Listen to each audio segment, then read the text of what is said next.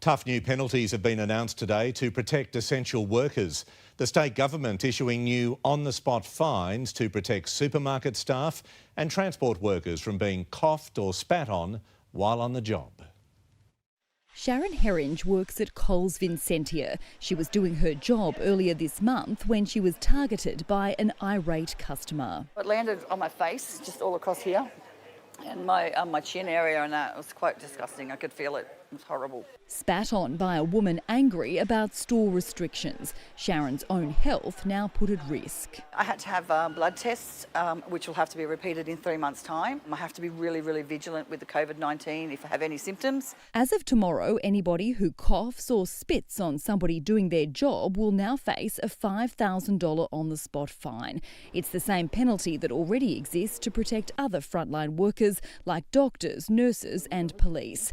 They've been targeted since the beginning of the pandemic. This man coughing on officers at Coffs Harbour Police Station and telling them he had COVID-19. Police spat on at Greenacre several days later and again at Bondi earlier this month. The disgusting behaviour now being reported across the community. A woman spat on at the Kellyville Ridge McDonald's, an elderly couple coughed at on their morning walk in Nelson Bay. The union representing retail workers says it's receiving at least one report every day. Retail workers matter. They're keeping you fed.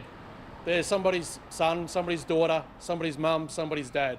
They deserve respect. It's not just supermarket workers coming under attack. 31 bus drivers report being assaulted last month. That's a 40% increase from the same time last year. Oh, it's putrid. It's absolutely putrid.